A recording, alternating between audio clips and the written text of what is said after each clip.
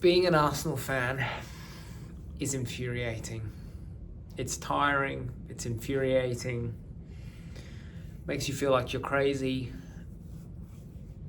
Arsenal won, Brentford won. Oh, people, I am fuming. I am fuming.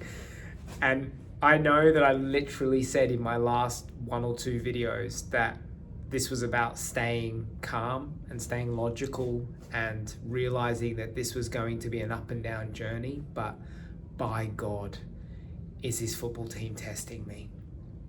I've just listened to Declan Rice's post-game interview, and it's probably the reason why I'm not going to absolutely lose my head in this video, because I think what he said about how they're not listening to the outside noise has made me feel a little bit better about the situation, because he will know what is going to run through mainstream media and the social media world off the back of that result.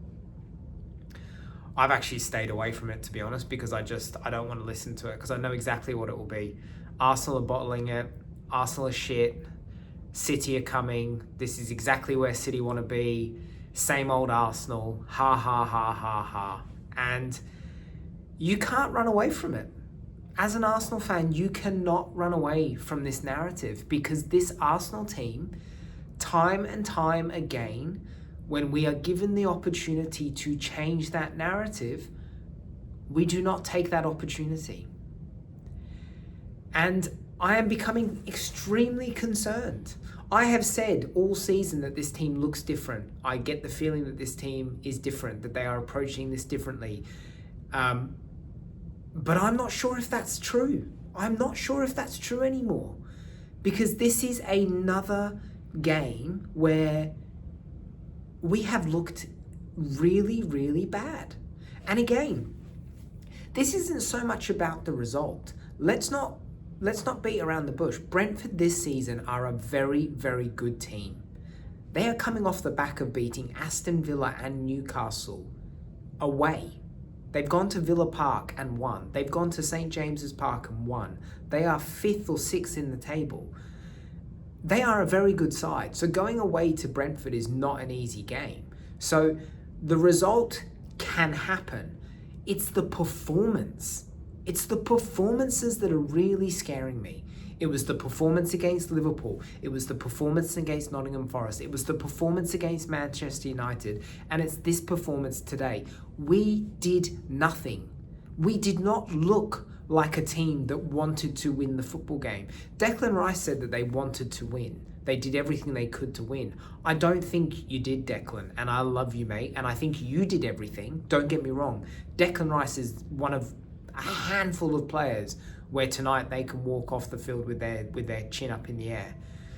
But by God, were there some players tonight that were atrocious. And this is the problem. When we get into these big games, these games where we need to win, there's too many players who are hiding or playing really poorly. And yes, we had some players out tonight, and that is part of it. But the players that are coming onto this field, too many of them are not standing up and being counted for. And I'm sorry, but our attack is costing us massively, massively. This was a huge opportunity for us to maintain that 6-point lead. You know, after watching City come back against Liverpool in the last 10 minutes, watching them smoke Fulham and apply that blowtorch to us, we needed to find a way to win this game. That first half was shocking.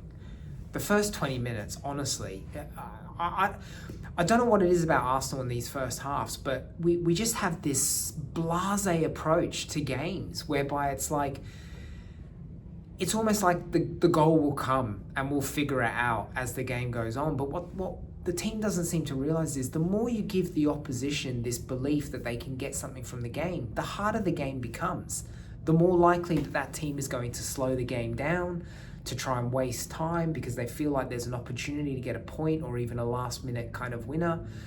And I just don't get it. Like, again, why aren't we coming into this game going for it, trying to get that early goal, trying to assert that dominance from the beginning, from the get-go? Like, Why not? Why are we so slow and rigid and just timid?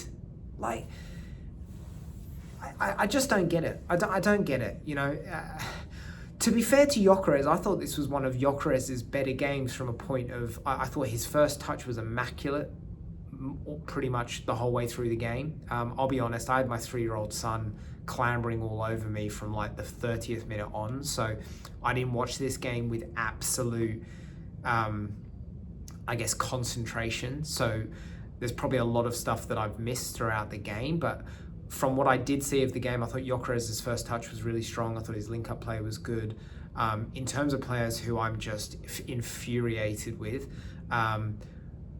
Raya again tonight, there were sloppy moments from him that put us under unnecessary pressure. I thought Madueke was terrible. I know he got the goal in the second half, and that was a great goal from him. So props to him for the goal. But outside of that, again, he gets on the ball and it looks like he's going to do something, and ultimately he loses the ball, or he gives it away, or he falls over, or he gives a foul away, and there is just no end product with Madueke. And I know he got the goal, so that seems a bit of a ridiculous statement, but there just isn't enough end product from him. Eze, oh my God, Eze, let it all work out. Let it all work out, they said. Is this guy a bad guy? Is he a bad guy? Has he been implanted into this team by a City or a Liverpool this season to just mess with us? Because when Eze signed, I was ecstatic. I thought he was one of the missing pieces. And he has been atrocious this season. He's had the North London derby, he's had the Bayern Munich game, and if we want to be generous, he got the goal against Crystal Palace. Outside of those 3 moments, those 3 games, I cannot think of another game where I'm sitting there going, Eze, well done. He has been atrocious. He is slow on the ball. He looks completely blasé. He doesn't seem to have any sort of energy about him. There's no conviction in what he does. He gets pushed off the ball easily. I don't understand what's going on there. I don't know if this was a guy that was coming back to his boyhood club, the club that told him he wasn't good enough when he was 12 or 13 or whatever it was. Like, he should be absolutely grabbing this by the scruff of the neck, and he's just not. He looks completely out of place. And we all said this was an opportunity for him to step up in the absence of Odegaard, and once again, he hasn't done that. Trossard, pointless. You know, he got on the ball plenty of times, but did nothing with it. We go 1-0 up. We go 1-0 up, and you think, right, manage the game out. Within 10 minutes, Brentford are 1-1. Long throw in, mayhem in the box, Odegaard. Martin Odegaard. I am this close to being ready to say goodbye to you, Martin Odegaard. Go back and watch that Brentford goal. Look at how soft and pathetic Odegaard is for Brentford's goal. That was his man. And he just lets him walk behind him, and he gives this failed false attempt at a last-ditch attempt to try and put him off by kind of wrapping his leg around him and injuring himself, to be honest, and then falls over and pretends he's injured or he's been fouled. And that sums up Martin Odegaard. Soft, so soft, nowhere near where a captain should be from a point of fight and determination. That was soft. And then you go 1-1 and you think, right, you've got 19 minutes or whatever it is to try and go and get a winner. From the moment that Brentford goal went in, it was all Brentford. All Brentford. Brentford were the ones trying to score a goal. They were the ones putting us under pressure. We did nothing in that last 20 minutes outside of the Martinelli chance. And again, I actually didn't see this chance in real time because my 3-year-old was pulling me all over the shop. But I've seen the highlights. How is that not going in the back of the net? How is that not going in the back of the net? And once again, it's our attack. Our attack all season has not been good enough. It has not been good enough, and that is why we are not winning these tight games, because our attackers are not putting the ball in the back of the net when they get chances. 4-point lead. 4-point lead against a team that's been there time and time and time and done it time and time again. I guarantee you, Man City right now, despite everything I've said about Man City not being the same side as they have been in the past, they will be licking their lips. They will be smirking to themselves.